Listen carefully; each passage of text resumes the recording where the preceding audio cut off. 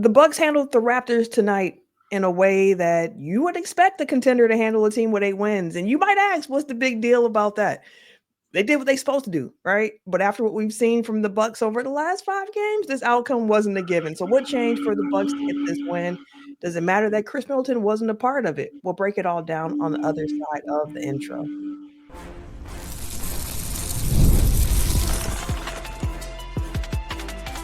You are Locked On Bucks, your daily Milwaukee Bucks podcast, part of the Locked On Podcast Network, your team every day.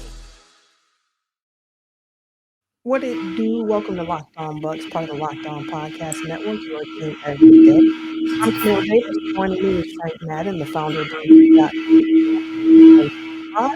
We appreciate you for tuning in and making Locked On Bucks your first listen every single day. We are free and available wherever you get your podcast, as well as on YouTube. Plus, you can catch us in newsletter form as well with the Locked On Bucks daily newsletter. Head on over to lockedondaily.com and sign up to start your day with the free Locked On newsletter. Today's episode is brought to you by FanDuel. From big upsets to game-winning drives, the NFL playoffs are better with FanDuel. New customers can bet $5 and get $200 in bonus bets guaranteed, win or lose. So visit FanDuel.com to get started. Frank, I'm so happy to be talking to you after a Bucks win. Bucks win 128-104. The Raptors came into this game 1-12 over their last 13, now 1-13 over their last 14 after this loss to the Bucks. Not gonna lie, they started off a little slow, the Bucks did, but they got it rolling about halfway through the first quarter and didn't look back after that point. Much better focus and execution, I thought, from the team than what we have seen over the last few games. And I think it all really starts with Giannis and Dame. I don't know which one of those two you want to start with, but I feel the conversation has to start with what we saw from those two tonight. Well, interesting. I mean, Giannis has his streak of 26, whatever it was, games, scoring 20 plus. 27 broken. I mean, he didn't come close to 20 points, 5 out of 8. So really just couldn't get shots up. So, I mean, I didn't think complicated also by him hitting his hand/finger on the rim, trying to block a shot. Not a problem I've ever had, Camille. And stayed in the game. That was in the second quarter, stayed in the game, basically was like bleeding out on the floor, like for the next, half hour, kept having to go up and having to get retaped. So I think we heard afterwards I think Jim Wazarski tweeted that he needed 3 stitches. So obviously you just hope that it kind of heals up. I'm sure it'll be heavily bandaged. Hopefully it's not, major issue, but again, like I'm always amazed, you hear players playing through like broken fingers, they tape their fingers together, sprained fingers. I mean, these guys are aliens. Giannis is obviously more alien than most. Yeah. So hopefully he's fine playing against another alien on Wednesday and Victor Wembanyama. But yeah, I mean, the interesting thing was, I mean, the Raptors kind of, I think, sold out to really slow Giannis down. Scotty Barnes, I think, did a really nice job. But the Bucks, obviously, I think were just, did a nice job of obviously making threes. And that's why I don't know that I'm going to look at this game as being, some sort of like panacea, some sort of like breakthrough or whatever it is. The offense has been mediocre all year. They're 15th in the NBA in scoring. I mean, basically, that's the irony of this. They're 10th in defense. Right. Who would have thought that would be the way that this would be split at this point in the season? Yeah, for the last 2 months, they are 6th in the NBA in defense, and they are a dead average offense. And so they're basically what they were 2 years ago under Bud. But their scoring differential is worse.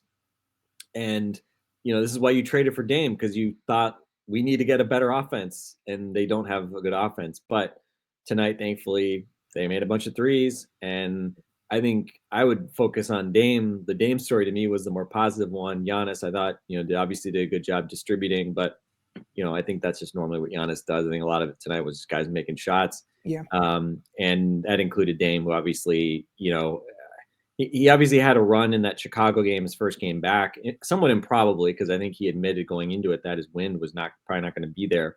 Mm-hmm. But he did score. I can't remember if he hit 30 in that night or if he had 29 or whatever it was. But he put up points in that game. He had a run in the fourth quarter of that game. Obviously, they've come up short. But since then, it has been a struggle. And for both him and Giannis, we've been pondering, how much of this is the lingering after effects of this, nasty Vegas flu, America flu, whatever it's been. We were talking before the pod, you've been sick. Yeah. Everybody seemingly, that I keep hearing people getting sick through like all parts of my life, Bucks and otherwise, getting sick. And obviously with Giannis, he's been missing layups left and right. Dame's been just missing everything left and right over the past week. So just to see Dame kind of have a get right game, hit 5 of 8 from 3, 25 points and 3 quarters worth of work.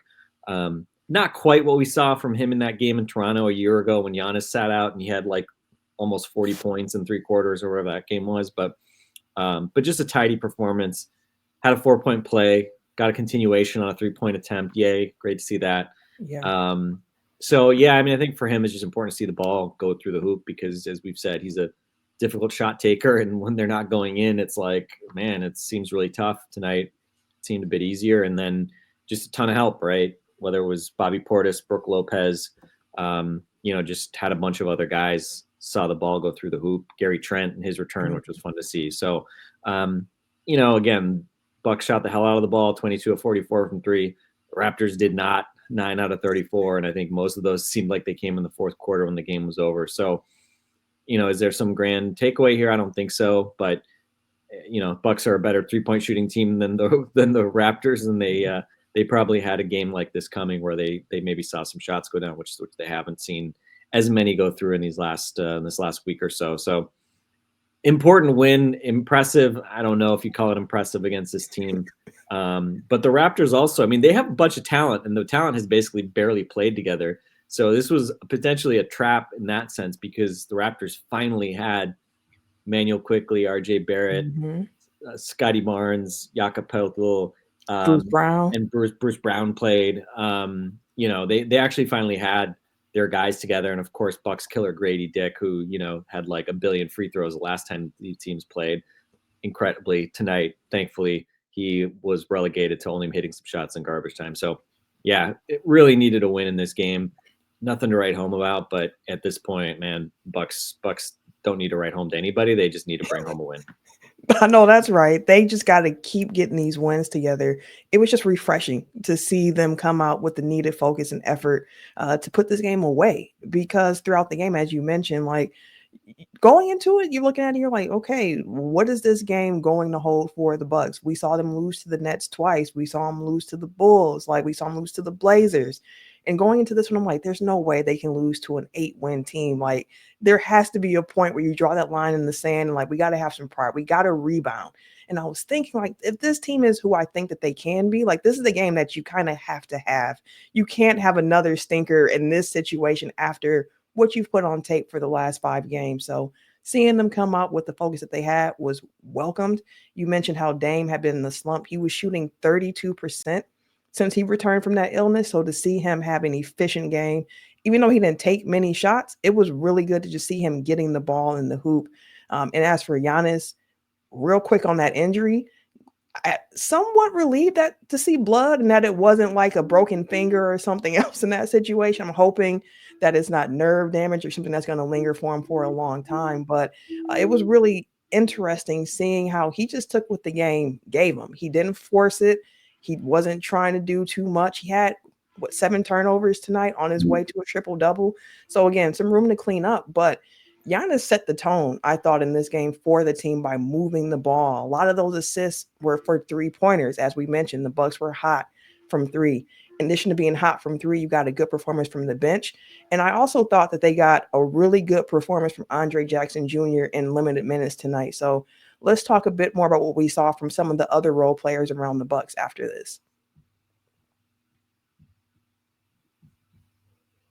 Man, I am such a fan of FanDuel, no pun intended, because from the big upsets to the game-winning drives, the NFL playoffs are just better with FanDuel. Right now, new customers can bet $5 and you will get $200 in bonus bets guaranteed.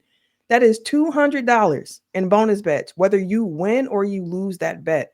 The FanDuel app also gives you everything that you need for live bets, same-game parlays, and so much more. Make sure you visit FanDuel.com to join today, and you'll get started again with that $200 in bonus bets. That's FanDuel.com where you need to go, or download the FanDuel app.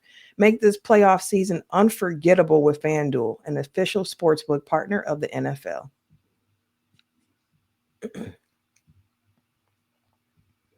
All right, Frank, as I mentioned, just better execution and focus. You saw a lot from the bench tonight. They had 63 points for the Bucks bench tonight compared to 24. Can you imagine if that happened last year, Camille? I feel like there would be like months where it felt like the Bucks didn't have 63 points. And then here you go. Everything was working game for him tonight. Yeah, I don't know. That was pretty wild number from the bench tonight. I know, right? I mean, a big part of that was Bobby Portis, what we saw from him tonight. He had 20 points on the evening.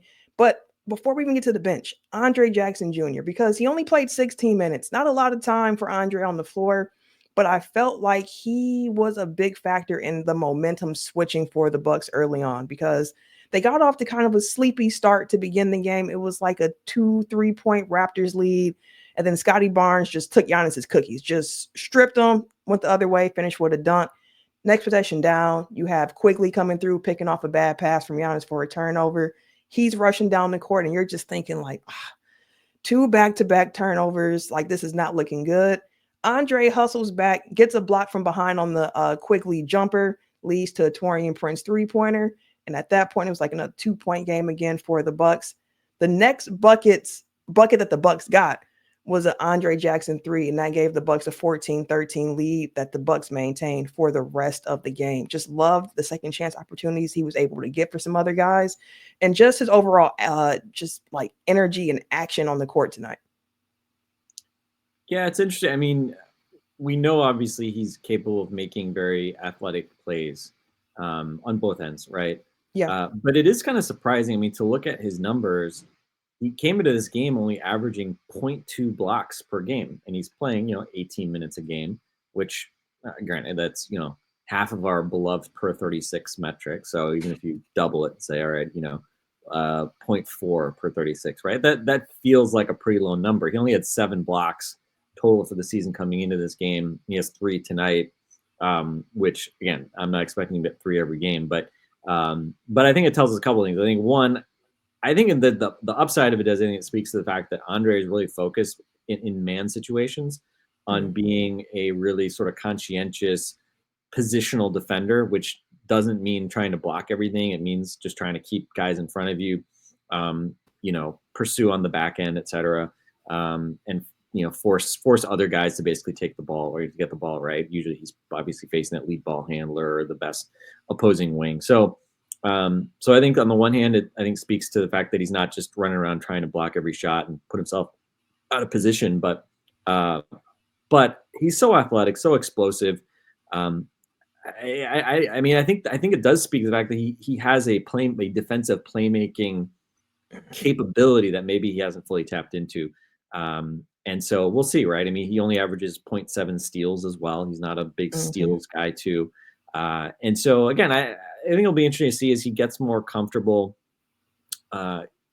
defending, getting these difficult defensive assignments. Can he go from being just sort of that like designated, try to shut down the other team's best player or try to make them work hard type guy to can he make plays on and off the ball more consistently? And, not a lot of athleticism on this team, Camille, as we all unfortunately know. I was kind of jokingly messaging with some friends, seeing Marjan get in the game. Marjan had a play where he kind of drove baseline and kind of did a little bit like the mini Giannis thing where you just sort of like see a smaller guy and you sort of like put your shoulder into him without being too overt about it, clear space and finish.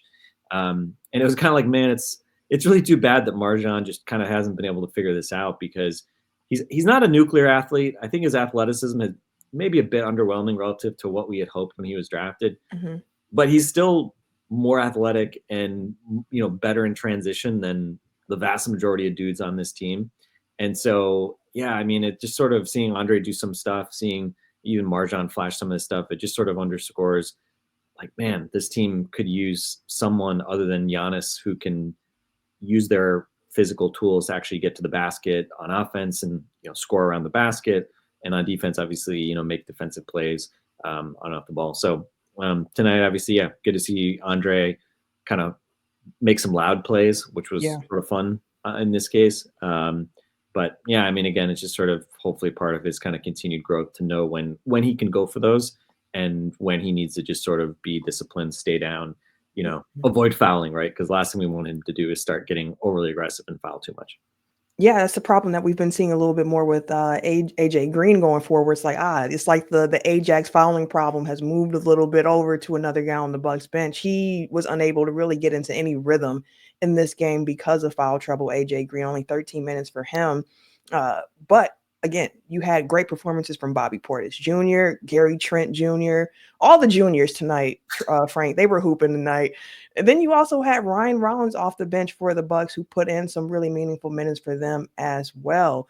And for Bobby Portis, I love watching him operate in the offense when the offense is coming to him, when it's not like an orbit around Bobby in every possession. It's just like an ISO post up, but it's like you're finding Bobby in the flow of the game.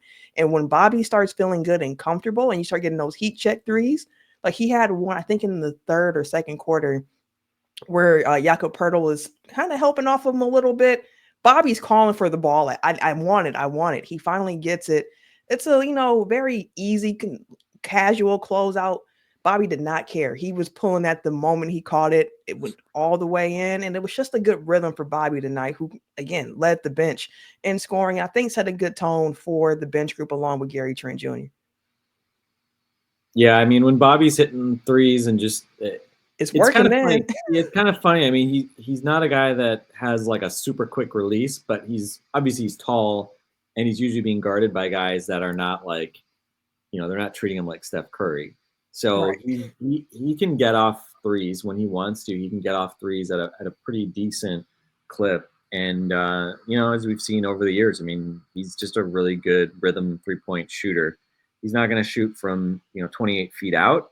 But when he catches in rhythm, he can knock him down. And again, sometimes it's going down like tonight. Sometimes it's not, like maybe other games recently when they needed him or somebody to make a shot. Mm-hmm.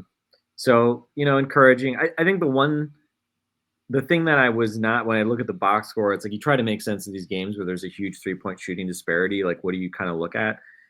The thing I've been looking at a lot this year, I know we talked about it, is just the shot totals. Mm-hmm. And just we'll obviously talk about the math game. We talk about the math game. A lot of times we're talking about, do you take more threes and layups than the other team? Are you too relying on, lower percentage shots like long twos and floaters, right? Shots that inherently have lower expected value. But the big concern, I think, math game wise for the Bucks this year has just been, you grab no offensive rebounds, and your defensive rebound has generally been pretty good, but we've obviously seen games where they get really hurt on the offensive glass by other teams. And then turnover wise, Bucks take care of the ball well, but they, don't force many turnovers. So there are just these games where they turn it over more than the other team. They get fewer offensive rebounds than the other team. And so you just end up in situations where like, you're just having to be more efficient to make up for the fact that, your field goal attempts and your free throws, you're just not getting as many chances, any bites at the apple to score as the other team, right? Which is normally we don't usually think about it in those terms, but I think with this team, given the offensive rebounding limitations and then some of the occasional turnover issues, it's something I do pay attention to. And that was something about this game where I was like, they didn't win this game because they took better care of the lane. They had 21 turnovers. You mentioned in that first quarter, the Raptors built the lead basically purely because they were throwing the ball around, and I think they had like 3 or 4 uncontested breakaway dunks.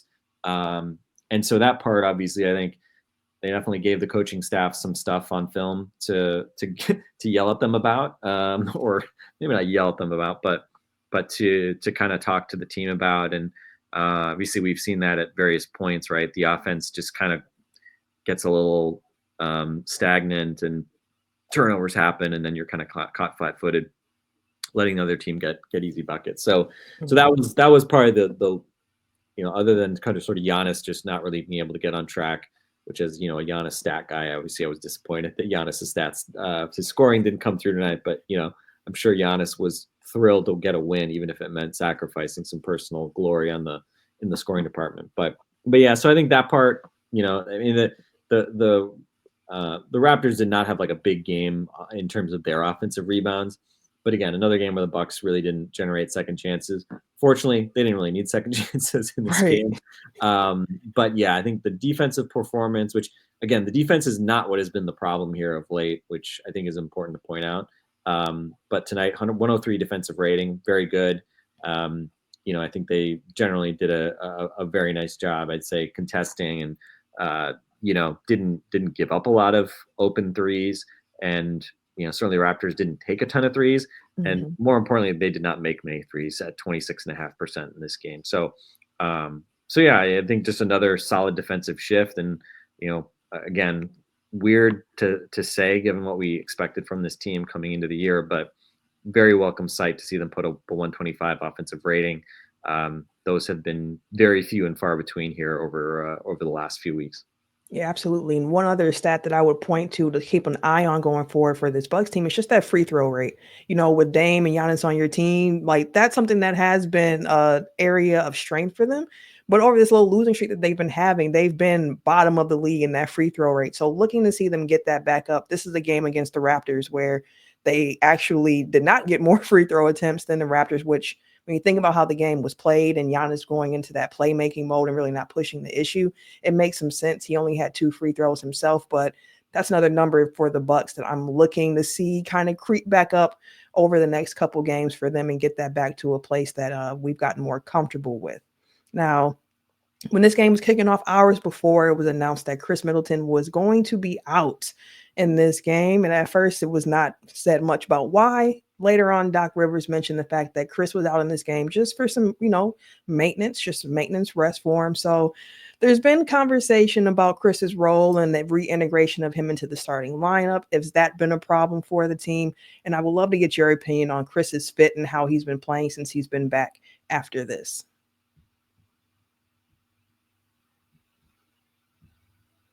Basketball season is heating up, and there is no better way to get that real money action while watching your favorite NBA stars than with Prize Picks. Whether you're a diehard fan or you just love some friendly comp, Prize Picks makes it fun and easy to turn your basketball knowledge into cash. So here's how it works. You pick more or less on at least 2 players for a shot to win up to 1,000 times your cash. You think that LeBron's going to drop 30 points? One of my favorite props whenever I see it is Dame 3-point attempts. I'm normally taking the more on those. Prize Picks lets you make your predictions and put your money where your mouth is in just 60 seconds. I've been using Prize Picks all season. And again, my favorite part is able to get my money fast when I hit, sometimes as quick as 15 minutes. Plus, with the flex play option, even if one of my picks doesn't hit, I can still double my money.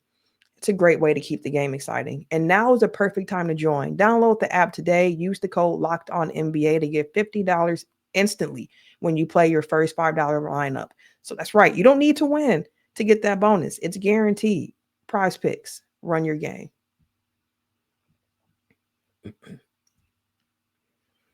All right, Frank, as I mentioned, Khris Middleton did not play in this game. Doc Rivers mentioned that tonight's game was just some maintenance for him. And I wanted to get your opinion just on what you've seen from Khris so far. And if you think that the Bucks should at some point reconsider him coming off the bench at any point, and just overall your thoughts on Middleton so far since his return. Yeah, well, I mean, again, if we're talking about like where the team is overall, like think offense and defense, right? You would think the issue with Khris would be that you can't defend at a high enough level with him on the floor and Dame, right? That would be, I think that's probably like, I would assume that's kind of their biggest existential question as you think about like how they project to the playoffs, right? Like, Khris a year ago, I think looked really unsteady defensively to start the year when he came back. I think made major strides. That was probably like the most encouraging thing I felt about him last year was just that he looked like way more competent defensively. Not that he was like, like what he was in 2021 when he was, right. People forget, like, I mean, he was defending, PJ Tucker in much of that, like, stretch in overtime when KD went 0 for 6, right? It wasn't just PJ Tucker the entire time. Khris had a problem. So I think on the one hand, what does that progression look like defensively? I think is probably one of the biggest questions. But that's not really the issue for the Bucks sort of holistically as a team right now. The issue is like, why can't they score any damn points? Yeah. And especially with Giannis and Dame, you could let Giannis and Dame last year, they averaged 124 points per 100 possessions together. This year they're at 114, under that actually. Well, after this game, it'll be higher, thankfully. But basically just like a huge drop off in terms of how much the team is scoring from an efficiency standpoint with Giannis and Dame together. And, it's not, and again, like last year, again, it was a different problem, right? Like when Griff first came in, it seemed like the team was just like, we'll just try to outscore people. We're not going to play defense. Yeah. So, I mean, there's a trade-off there, right? Like, well, they weren't really trying on offense. So I guess they were your defense. So I guess they're conserving energy and had a lot to give up on offense. And they scored a ton of points. They got better defensively once Doc came in. And they were just pointing out, right, they've gotten better this year to the point they're, above average and have been, dare I say, legitimately like pretty consistently good over the past couple months. Probably about to be hit by lightning as I say that out loud. But so it's sort of these questions of like, so why is that, right? And I think, it was an issue before Khris came back. And that's why I was really like, well, I would probably try to get Khris back in that lineup because they need just like another guy who can like pass and shoot a bit, right? Which Taurean Prince, God bless him, but he can't pass, and he'll occasionally be able to put it on the floor a little bit and get to the rim and finish. But it's an adventure, though. It's an adventure, yeah, exactly. So, I think especially if you want to keep Ajax in that starting five, if you're going to play a non-shooter, a guy who's really just not a consistent offensive player in general and just isn't treated as a threat by the other team, like you really want to try to make that other guy with Giannis, Brook, Dame be a threat. So I think again, like, and Khris is clearly at least your third, fourth best player overall when he's back to full speed. Hopefully that is still a thing that exists for him. So I mean, I think the logic to me was like, well, you're eventually like the best version of this team kind of has to have Khris Middleton starting. Right. So I think that was always why I sort of viewed like that just felt like kind of an inevitability. So I mean, I on the one hand, I think like as long as scoring is like weirdly the problem, then I would still continue to try to figure out like how do you make that group work together. I think part of the problem though, and I was talking with Eric Name about this, we were sort of trying to like puzzle through this. Why is the offense a problem even right? Because you wouldn't expect that with this team, exactly right. Like Dame, Giannis, because that's the thing too. Dame and Giannis have been as good or better individually than they were last year. So like, how is this less than the sum of its parts, right? Like so much less than the sum of its parts compared to last year. And I mean, the Andre part is obviously part of it. I mean, you've effectively swapped Malik Beasley for Andre Jackson, right? Like, okay, that makes a big difference. Yeah, you're trading the offense for the defense. Right. Now, obviously also like Khris has only recently come back. He obviously hasn't, especially when Giannis and Dame have been playing with him, he hasn't done a whole lot. He had basically that good run without them for the most part. And I think to be fair on that point is that the version of Giannis and Dame that he was playing with was coming back from illness as well. So I think that there needs to be a bigger sample size with them getting back into their rhythm alongside Khris. Yeah. So, I mean, again, and part of me too is like, I mean, there was one nice pocket pass that Dame had to Giannis today, but I'm honestly like at this point, like there have been stretches where I think they've played off each other really well. But like it's felt like to a large extent, like it really has been a lot of like your turn, my turn with them. So I know everybody wants to like kind of say like, well, they'll figure it out, blah, blah, blah. But I mean, they've been together for a year and a half now. Part of me just wonders like at this point, do you just split them up and stagger them more? I mean, you're still going to start them together, obviously finish together. It's not like you're not playing together, but within the game, do you try to stagger this so that you have more Khris and Giannis together, more Brook and Dame together, because again, honestly, Brook sets the best screens for Dame. Yep. You're going to have the best chance of getting Dame downhill against slower big guys if he's getting screens from Brook. I think you can also put Brook out there, or Dame out there with Ajax, as sort of like cover defensively as well. So as we start to kind of like puzzle through other than the start, so I think for starting five, like I would agree with kind of what you're saying, right? Like, Khris, again, like the breaking news was Chris Haynes saying like breaking news Yeah, and I was like, breaking what? with ankle tendonitis, and it's like, okay, so just sort of sore ankle, right? Which kind of makes sense. He hadn't missed any games, including doing a back-to-back since coming back from the injury. So he's going to have some of these at times. So I don't know. That's I didn't seem like some big shocking thing, especially after last game where it just looked like that was truly like a cardio game where he just hit one shot early in the fourth, but was just kind of out there. So yeah, I mean, we'll see if maybe that kind of helps recharge him a little bit. But I mean, that's the unfortunate part, right? Like there's a month to the trade deadline. Like I think we're just going to have to hope that Khris progresses, and I hope that he's in a better place and you're in a better place closer to deadline. So you have a better sense of what this team's actually going to look like if you take this group to the playoffs / if they're playing better, then you have maybe some more optionality in terms of trades, including potentially Khris. But again, again, everybody, I get it. Like everybody reflexively wants to trade players when they're bad. And so it's like when Khris has a 2-point game, it's like trade Khris. It's like, okay, and I saw someone say like, if they have an opportunity to get better by trading Khris, they have to do it. It's like, okay, so like I don't disagree. Yeah, it's like I don't disagree, but like, what does that mean? Like, nobody wants to actually like tell me what the trade is that's going to make you better by moving Khris. I'm not saying it's not out there. Obviously, we this podcast, we've been longtime Khris Middleton believers, and we have a championship to show for that. But in the last 2 playoffs, he's been really good. He's been basically the Bucks' best player. But yeah, I think it's fair to say, I mean, at some point, right? Like at some point, it's the end of the road for every player. Hopefully, Khris, again, this is just part of his kind of ramp up and getting physically to where he needs to be, given he's got both ankles that he's trying to get up to speed right now.